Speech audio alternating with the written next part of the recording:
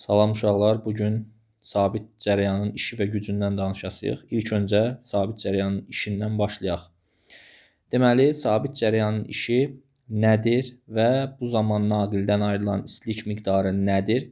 Bu istilik miqdarını hansı düsturlarla təyin eləyəsirik? İlk öncə görürük ki, bir elektron metal daxilində hərəkət elədikdə düyün nöqtələrindəki müsbət yüklü iyonlarla toqquşur. Və bu toqquşma nəticəsində özündə olan enerjinin bir qismini kristal qəfəsin düyün nöqtələrindəki müsbət yüklü iyonlara verir. Və bunun nəticəsində başlayır buradakı metalımız qızmağa. Çünki elektron enerjisinin bir qismini iyona verdi. Nəticədə elektronun enerjisi hesabına həmin metal qızmağa başlayır. Bu zaman elektrik sahəsinin gördüyü iş naqildən ayrılan istilik miqdarı qədər olacaq. Və buna biz Joule-Lenz istiliyi deyəsirik. Deməli, naqilin daxilində elektron hərəkət eləyərkən elektrik sahəsinin gördüyü işə biz Joule-Lenz istiliyi deyəsirik.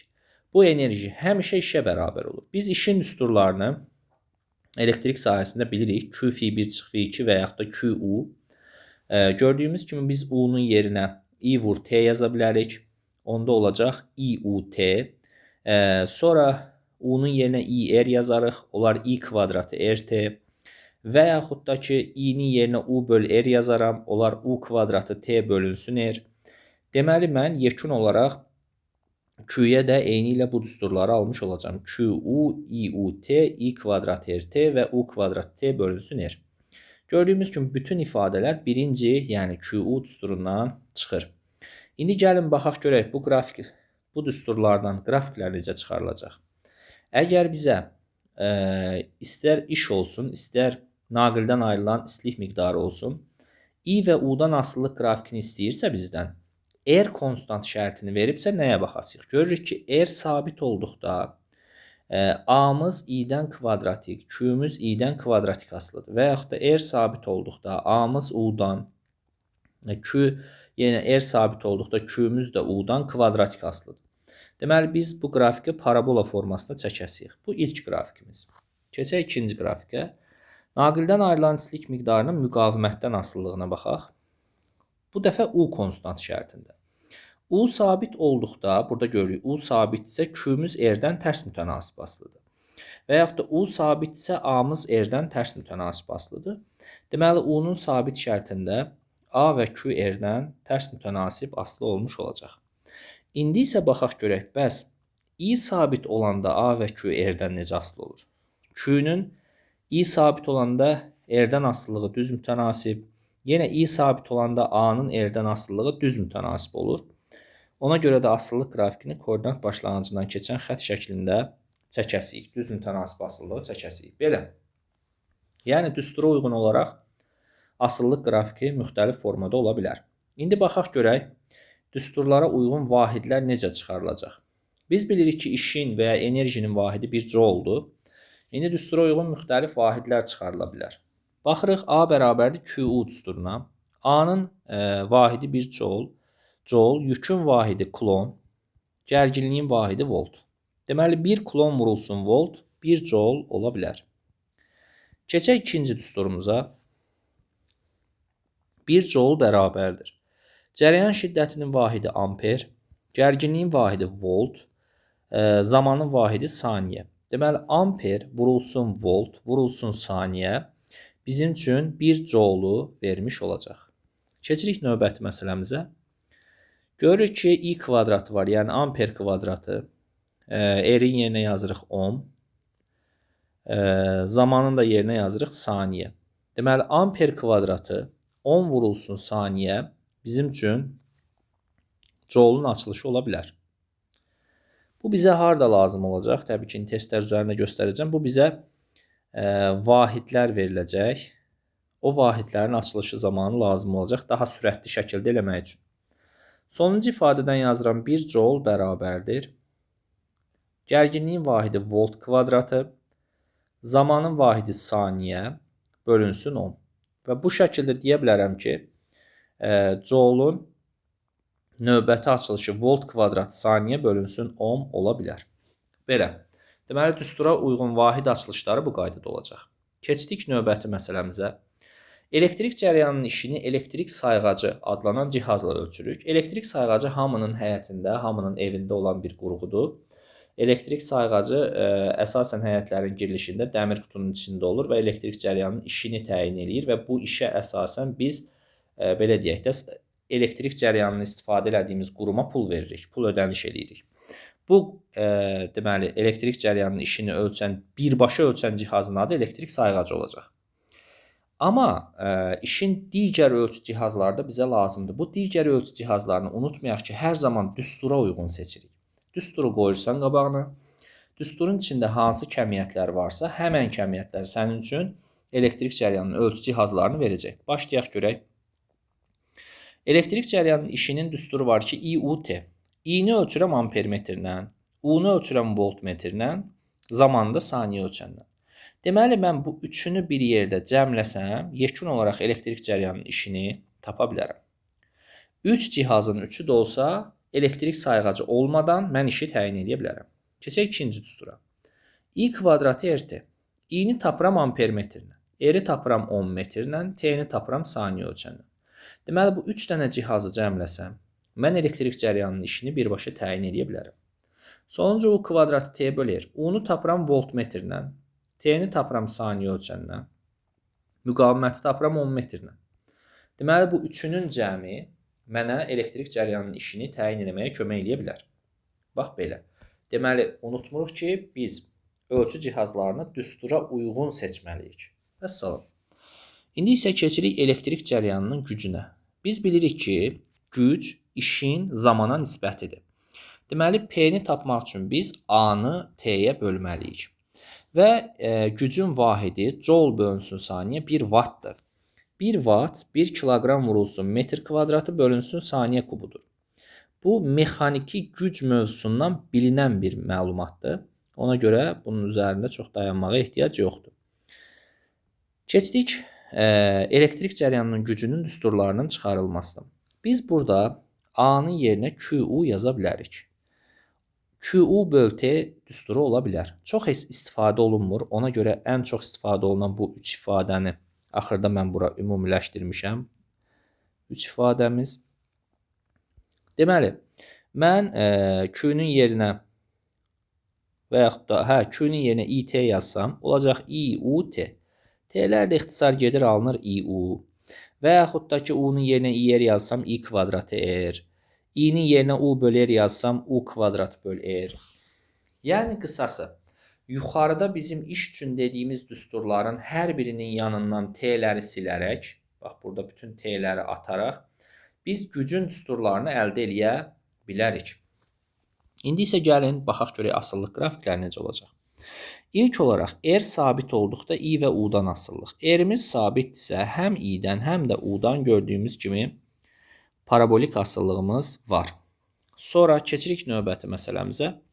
U sabit olduqda, U-muz sabitdir, I-dən asıllıq istəyir. Görürük, U sabit olanda I-dən düz mütənasib asıllığımız mövcuddur. Düz mütənasib. Sonra I sabit olanda U-dan, yenə düstura baxıram ki, I sabitdirsə, U-dan düz mütənasib asıllığım var. Onda yenə buna da düz mütənasib asıllığı göstərə bilərəm. Vəssalam. Bu oldu mənim elektrik cərəyanımın gücü. Gəlin, indi baxaq. Görək, düstura uyğun vahidlər necə olacaq.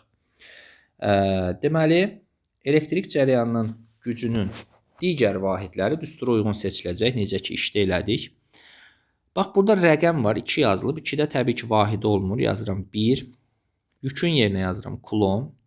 Gərginlik yerinə volt. Deməli, 1 kulon bölünsün, kulon vurulsun volt mənim üçün wattın açılışı ola bilər. Keçək o birisinə. Düstura uyğun 1 watt bərabərdir 1 amper vurulsun volt. Və yaxud da 1 watt bərabərdir amper kvadratı vurulsun ohm.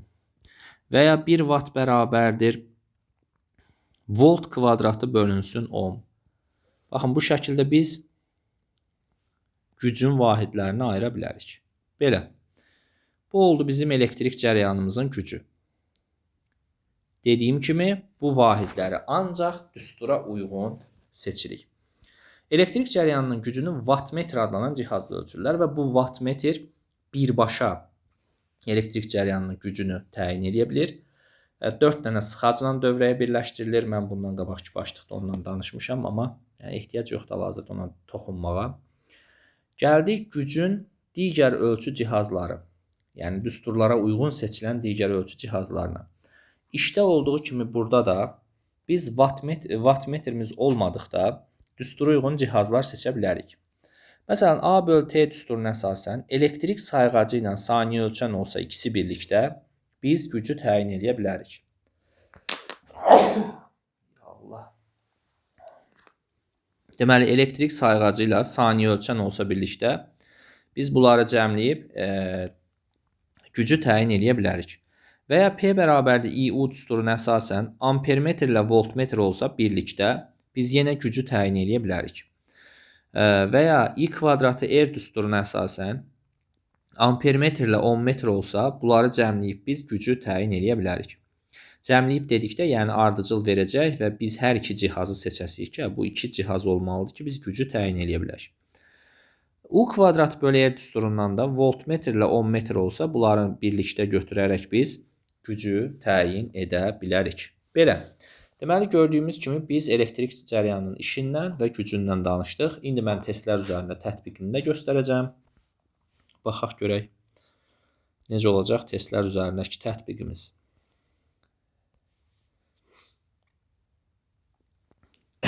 Deməli, birinci ifadədən başlayaq gəlin. Dövrə hissəsinin müqaviməti hansı ifadə ilə təyin olunur? Görürük ki, burada I kvadratı var, T var.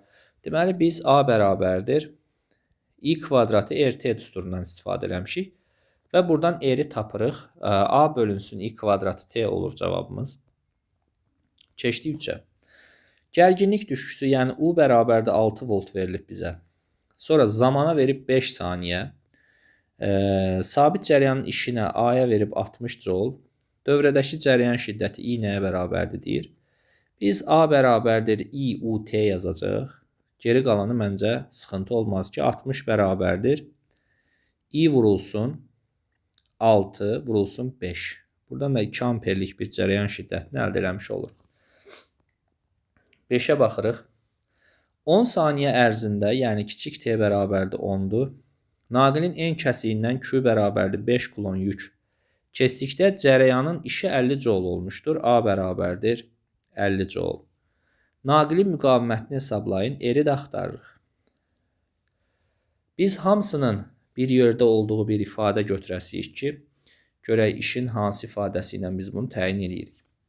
Deməli, biz ilk öncə Q-dən və T-dən I-ni tapa bilərik və yaxud da ki, yazıram I bərabərdir Q bölünsün T, yəni 0,5. Bundan sonra A-nın ifadəsini yaza bilərəm. Məsələn, I kvadratı RT, yazıram A-nın yerinə 50 bərabərdir. 0,5-in kvadratı vurulsun R vurulsun 10. Və bu şəkildə R-i təyin edirəm. R bərabər olur 50 bölünsün 0,25 vur 10 eləyəcək 2,5. Bu da eləyir 500 bölünsün 25. Bu da eləyir bizim üçün 20. Deməli, 20 ohmluq bir müqavimət olacaq. Yəni, qısası bu riyaziyyatda düsturu bildikdən sonra yerinə qoyub hesablamalarımızı eləyirik. 7. Bayaq bu vahidlərin üzərində bir xeyli dayandım. Deməli, amper kvadratının yerinə yazıram I kvadratı, ohmun yerinə yazıram R, saniyənin yerinə T. I kvadratı RT həm A-nın, həm də Q-nün ifadəsidir. Məsələn, cərəyanın işi ola bilər. Keçdik növbəti məsələmizə 9. Metal naqildən müəyyən zaman fasiləsində ayrılan istilik miqdarı onun uclarındakı gərginlikdən asılı qrafik. Və bura yazıb ki, naqilin müqaviməti sabitdir. Q bərabərdir. U kvadratı T bölünsün R ola bilər. Əgər R sabitdirsə U-dan kvadratik düz asıllığımız var. 11.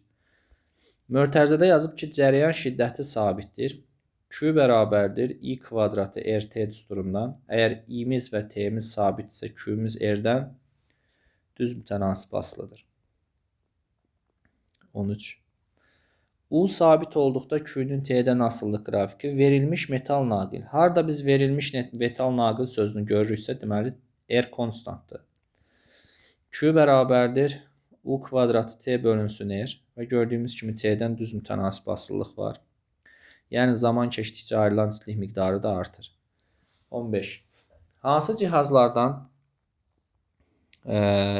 cihazların vasitəsilə elektrik cərəyanının gücünü hesablamaq olar? Birbaşa wattmetr ölçür. Wattmetr olmadıqda P bərabərdir IU-dan, voltmetr və ampermetr ola bilər məsələn. Ampermetr ola bilər, voltmetr. Deməli 1 və 4 doğru cavab. Keçdik 17-ci ifadəyə. Bu 16-cı ifadə cüt olsa da onu deyim ki, bura yazıb ki, parlaqlığı tənzimləmək olar. Parlaqlığı tənzimləmək, yəni cərəyan şiddətini tənzimləmək deməkdir. Bundan qabaqki başlıqda mən cərəyan şiddətini tənzimləyən qurğunun reostat olduğunu demişdim. Deməli 17. 110 volt və 220 volt gərginliyə hesablanmış. Burada bir sözə diqqət eləmək lazımdır. Eyni gücə malik iki lampanın müqavimətləri nisbətini hesablayın. Gücləri eynidir. Bizdə də U və R var məsələn şərtində. Deməli yazacağım U1 kvadratı bölünsün R1 bərabərdir. U2 kvadratı bölünsün R2 yazacağım. Yəni 110 kvadratı bölünsün R1 bərabərdir. 220-nin kvadratı bölünsün R2.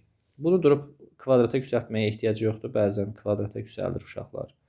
110 vur 110. Bura isə yazıram 220 vur 220 böl R2. 110 ilə 220 ixtisar edirəm 2. Bunları da ixtisar edirəm bir dənə də 2. Olur 1 böl R1 bərabərdir 4 böl R2. Və buradan alıram ki R2 bərabərdir 4 dənə R1. Məndən də R1-in R2-yə nisbətini istəyir. R2-in yerinə 4 R1 yazdıqda, burada da R1 var, cavabım 4də 1 olacaq. B variantı doğrudur. Yenə deyirəm, bu 110 və 220 kvadrata yüksəltməyə ehtiyac yoxdur. Ayrı-ayrı yazıb ixtisar edin. 19. Kök altında watt bölünsün ohm nədir? Bilirik ki, watt gücdür, P deyək. Ohm da deməli R-dir, müqavimətdir. P-nin yerinə məsələn, I kvadratı R yaza bilərəm. I kvadratı R bölünsün R. R-ləri ixtisar edirəm və buradan I çıxır. Deməli, cərəyan şiddəti doğru cavabdır. D variantı. 21. Deyir, R sabit olduqda gücün I-dən asıllığı nədir? P bərabərdir I kvadratı R yazırıq. R sabitsə kvadratik asıllığımız mövcuddur. Deməli, 23-ə baxırıq. Elektrik cərəyanının gücü verilmiş dövrə hissəsi. Verilmiş dövrə hissəsi məsələsi varsa, burada R konstant deməkdir. Onda P bərabərdir düsturumuz U kvadrat bölü R olduğu üçün cavab kvadratik asıllıq olacaq. Keçdik növbəti məsələmizə 25. Müqaviməti 10 ohm, R bərabərdir 10. Elektrik qızdırıcısı sabit gərginlik mənbəyinə qoşulduqda 1 saniyə ərzində ayrılan istilik miqdarı Q bərabərdir 160 olarsa, gərginliyi hesablayın.